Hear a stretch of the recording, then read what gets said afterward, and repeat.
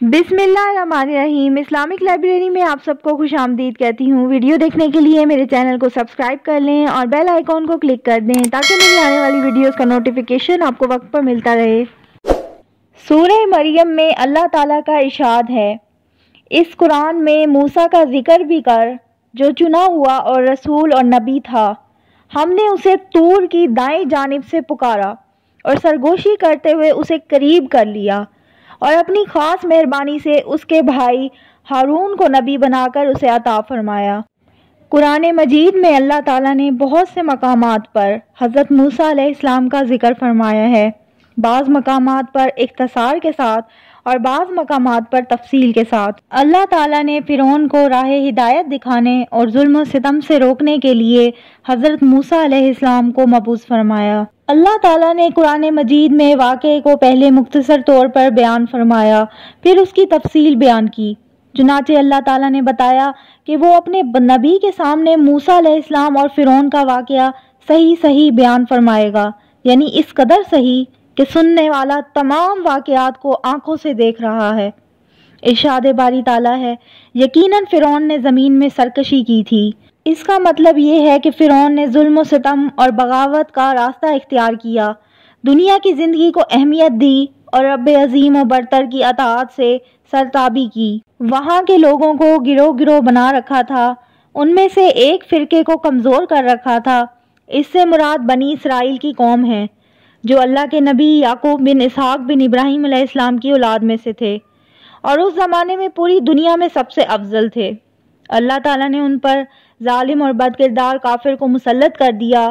جس نے انہیں غلام بنا لیا اور وہ ان سے ادنا ترین پیشوں کے ذلیل ترین کام لیتا تھا اور ان کے ساتھ ساتھ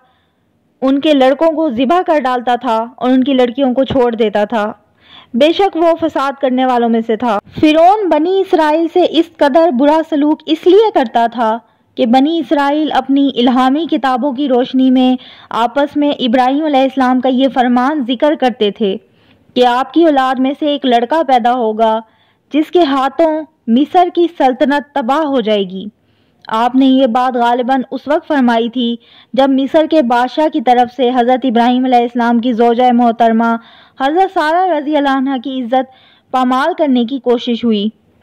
اور اللہ تعالیٰ نے ان کی عزت کو داغدار ہونے سے محفوظ رکھا۔ بنی اسرائیل میں یہ بشارت مشہور تھی کہ یہ خبر فرعون تک بھی پہنچ گئی۔ جب رات کے وقت بادشاہ کی محفل جمی ہوئی تھی تو کسی درباری نے اسے یہ بات سنا دی۔ اس نے اس لڑکے کی پیدائش کے خوف سے بنی اسرائیل کے تمام لڑکوں کے قتل کا حکم جاری کر دیا، لیکن تقدیر کے آگے تدبیر نہیں چلتی۔ امام سدی رحمہ اللہ نے کئی صحابہ کرام رضی اللہ عنہم سے روایت کیا ہے کہ فرعون نے خواب دیکھا کہ بیت المقدس کی طرف سے ایک آگ آئی اور مصر کے تمام قبطیوں کے گھر جلا گئی، لیکن بنی اسرائیل کو کوئی نقصان نہیں پہنچا۔ جب وہ بیدار ہوا تو اس خواب سے خوفزدہ تھا۔ اس نے اپنے کہانوں، عالموں اور جادوگروں کو جمع کیا اور ان سے اس کی تعبیر پوچھی۔ انہوں نے کہا یہ لڑکا انہی میں پیدا ہوگا اور اس کے ہاتھوں اہل مصر تباہ ہو جائیں گے، اس لیے اس نے بنی اسرائیل کے لڑکوں کو قتل کرنے کا اور لڑکیوں کو زندہ چھوڑنے کا حکم جاری کیا۔ اس لیے اللہ تعالیٰ نے فرمایا ہے، پھر ہم نے چاہا کہ ہم ان پر کرم فرمائیں جنہیں زمین میں بے حد کمزور کر دیا گیا تھا، اور وہ بنی اسرائیل تھے، اور ہم ان کو پیشوا اور زمین کا وارث بنائیں، یعنی آخرکار مصر کی حکومت اور سرزمین انہیں مل جائے، اور یہ بھی کہ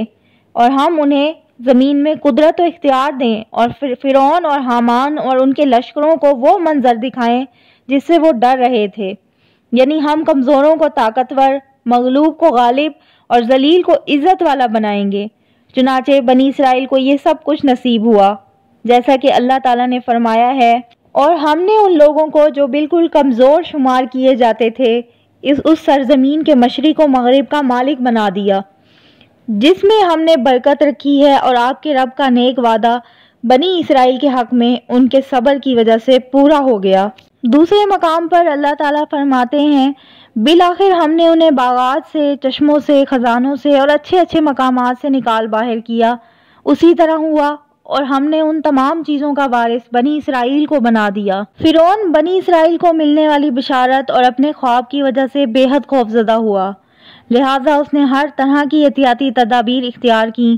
تاکہ موسیٰ علیہ السلام کی پیدائش ہی نہ ہو، حتیٰ کہ اس نے کچھ مردوں اور عورتوں کو اس کام کے لیے مقرر کر دیا تھا کہ جو عورتیں امید سے ہوں ان کے پاس جائیں اور ان کے ہاں پیدائش کے اوقات کا علم رکھیں۔ چنانچہ جب بھی کسی عورت کے ہاں بیٹا پیدا ہوتا تھا وہ جلاد اسی وقت اسے ذبح کر دیتے تھے۔ فرعون نے بچوں کے قتل کا پہلا حکم موسیٰ علیہ السلام کے وجود میں آنے کے ڈر سے جاری کیا تھا۔ ادھر فرعون کی یہ تدبیریں تھیں، ادھر تقدیر اس پر ہنس رہی تھی اور کہہ رہی تھی، اے ظالم بادشاہ جسے اپنی افواج کی کثرت پر، اپنے اقتدار کی طاقت پر اور وسیع سلطنت پر غرور ہے، اس عظیم خالق کی طرف سے جس کی تقدیر کا کوئی توڑ نہیں ہے اور جس کے فیصلوں کو رد کرنے کی کسی کو مجال نہیں، یہ فیصلہ ہو چکا ہے کہ جس بچے سے تو خوف زدہ ہے، جس کی وجہ سے تو نے بے شمار معصوم بچوں کو قتل کیا ہے، وہ تیرے ہی گھر میں پرورش پائے گا اور تیرے ہی گھر میں کھائے پیے گا، تو خود اسے بیٹا بنا کر پالے گا اور رب کے بھیدوں کو نہیں جانے گا، پھر تیری دنیا اور آخرت کی تباہی اسی کے ہاتھوں ہوگی، کیونکہ تو اس کے لائے ہوئے واضح حق کو جھٹلائے گا اور اس پر نازل ہونے والی وحی پر ایمان نہ لائے گا، اور اس لیے بھی کہ تجھے بلکہ تمام مخلوق کو معلوم ہو جائے کہ آسمانوں اور زمین کے مالک ہی کی یہ شان ہے کہ وہ جو چاہتا ہے کرتا ہے، وہی قدرت و قوت والا ہے، اس کی مشیت ہر حال میں پوری ہو کر رہتی ہے۔ متعدد مفسرین نے بیان کیا ہے کہ قبطیوں نے فرعون سے شکایت کی کہ بنی اسرائیل کے لڑکے قتل کرنے کی وجہ سے ان کی تعداد کم ہوتی جا رہی ہے اور خطرہ ہے کہ ان کے بڑے مرتے جائیں گے اور بچے قتل ہوتے جائیں گے، تو ایک وقت آئے گا جب ہمیں وہ کام خود کرنے پڑیں گے جو بنی اسرائیل کرتے ہیں۔ تب فرعون نے حکم دیا کہ 1 سال بچے قتل کیے جائیں اور 1 سال رہنے دیا جائے۔ وہ فرماتے ہیں کہ حضرت ہارون علیہ السلام اس سال پیدا ہوئے جس سال بچے قتل نہیں کیے جا رہے تھے، اور حضرت موسیٰ علیہ السلام اس سال پیدا ہوئے جس سال بچے قتل کیے جا رہے تھے۔ آپ کی والدہ فکر مند ہوئیں اور انہوں نے حمل کے ابتدائی ایام ہی سے احتیاط کی، ان سے حمل کی علامات بھی ظاہر نہ ہوئیں جس کی وجہ سے دوسروں کو حمل کا علم نہ ہو سکا۔ جب حضرت موسیٰ علیہ السلام کی ولادت ہوئی تو اللہ تعالیٰ نے ان کے دل میں ڈال دیا کہ ان کے لیے ایک صندوق بنا لیں۔ آپ کا گھر نیل کے کنارے پر تھا، آپ نے صندوق کو ایک رسی سے باندھ دیا، وہ حضرت موسیٰ علیہ السلام کو دودھ پلاتیں اور جب خطرہ محسوس کرتیں تو آپ کو صندوق میں ڈال کر دریا میں چھوڑ دیتیں، خود رسی کا سرا پکڑے رکھتیں۔ جب خطرہ دور ہو جاتا تو رسی کے ذریعے سے صندوق کھینچ کر بچے کو نکال لیتیں۔ امام سہیلی رحم اللہ فرماتے ہیں کہ موسیٰ علیہ السلام کی والدہ کا نام ایارخا یا ایازخت تھا۔ ان کے دل میں یہ بات ڈالی گئی کہ خوف و غم نہ کر، اگر یہ بچہ تیرے پاس سے چلا گیا تو اللہ تعالیٰ اسے تیرے پاس واپس لائے گا، اسے نبوت عطا فرمائے گا اور دنیا اور آخرت میں اس کی شان بڑھائے گا۔ چنانچہ انہوں نے الہام کے ذریعے سے ملنے والے حکم کی تعمیل کی۔ ایک دن انہوں نے موسیٰ علیہ السلام کے صندوق کو دریا میں ڈالا، لیکن اس کی رسی باندھنا بھول گئیں۔ صندوق دریائے نیل کے پانی میں بہتا چلا گیا، حتیٰ کہ فرعون کے محل کے پاس سے گزرا تو فرعون کے لوگوں نے اس کو اٹھا لیا۔ ارشاد باری تعالیٰ ہے، آخرکار یہی بچہ ان کا دشمن ہوا اور ان کے رنج کا باعث بنا۔ کچھ شک نہیں کہ فرعون اور حامان اور ان کے لشکر تھے ہی خطا کار۔ یہ تھی میری آج کی ویڈیو۔ اگر آپ کو میری ویڈیو اچھی لگتی ہے تو میرے چینل کو سبسکرائب کریں، میری ویڈیوز کو شیئر کریں اور لائک کریں۔ اللہ حافظ۔